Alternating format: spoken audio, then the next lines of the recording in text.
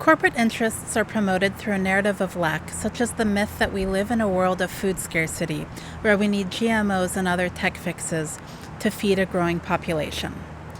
To defend people's food sovereignty, we must counter with a narrative of abundance, showing, for example, that small farmers already feed the majority of humanity, that the knowledge is already there, and that our ecosystems can be resilient and abundant. Seed the Commons works to wrest our food systems from corporate control, and we weave a narrative of abundance into all of our work.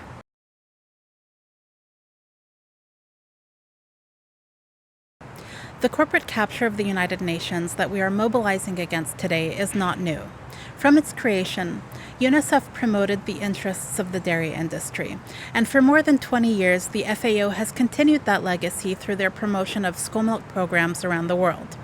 Let's be clear, these programs do not benefit the children, they benefit multinationals like Tetra Pak and Nestle. Many of the children targeted do not have a tradition of milk consumption, and the goal of these programs is to create new markets for the dairy industry by changing a society's food culture through their youngest members. This relies on painting their traditional diets as inherently deficient. In the United States, we face the same problems, and school meal policy is dictated at a federal level. We are reclaiming sovereignty by advocating against mandatory school milk to our Board of Education. This is especially important in San Francisco, where most of the children come from populations that are majority lactose intolerant. We put forth a narrative of abundance by reminding people that traditional diets already have the foods necessary for children to be healthy. They don't need Eurocentric norms forced upon them.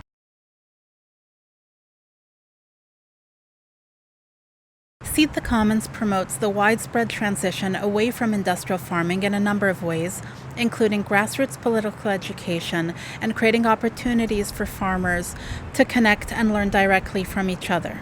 Unlike corporate farming, the alternatives we promote build resilience and produce abundant, healthy food in a way that builds up soil, increases biodiversity, and helps restore ecosystems.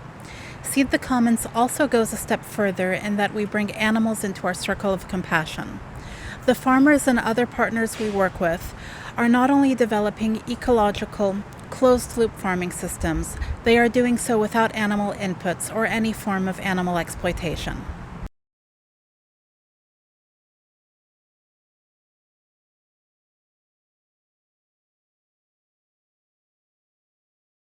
If agroecology challenges the values that drive the corporate food system, which exploits the land, humans, and other animals, then those values that spill over into agroecology also need to be challenged.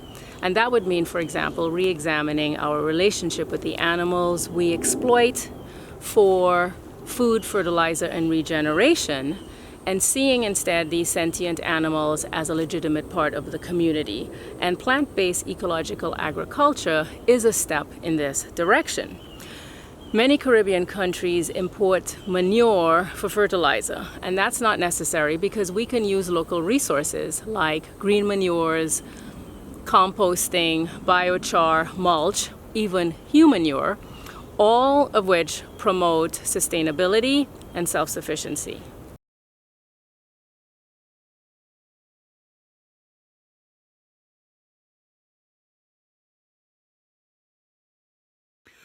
Corporations do not hold the solutions to hunger, malnutrition, and climate change. The people do. Around the world, small farmers are growing abundant and diverse food without the damaging technological fixes and without animal inputs or animal exploitation. The role of the United Nations should be to support these practices and help create the conditions for food, seed, and land sovereignty and a people's food system. In my work with the FAO and stakeholders, we have helped thousands of small farmers transition to conservation agriculture. The conservation agriculture movement is led by farmers who are not only producing healthy and abundant food for their communities, but also providing urgently needed ecosystem services. These are the sorts of solutions that we need to be showcasing as we look towards the future of our food and agriculture systems.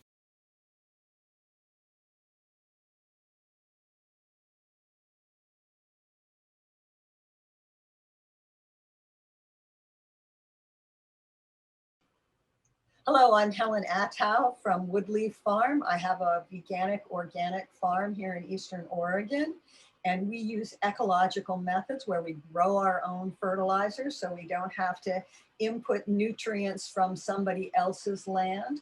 We also use ecological methods to enhance biological control organisms so we don't spray anything, even certified organic materials. The wonderful thing about our ecological system is that in the last 2 years, I've seen how resilient it is and how important it is to the local community. During the COVID lockdown, we were able to deal with all of the local grocery stores and our co-op and provide produce, fruits and vegetables to people when and how they wanted them and for the price that they needed them. Now, during this year of terrible climate change where we have record high temperatures, record drought, and fires here in the Northwest, while other farmers are struggling and losing their crops, we are able to continue producing on this small scale, not needing lots of extra inputs, and with an ecological system that allows us to change things very quickly and adapt to drought and high heat. So this ecological veganic farming system is perhaps going to be what makes it through all these terrible effects of climate change.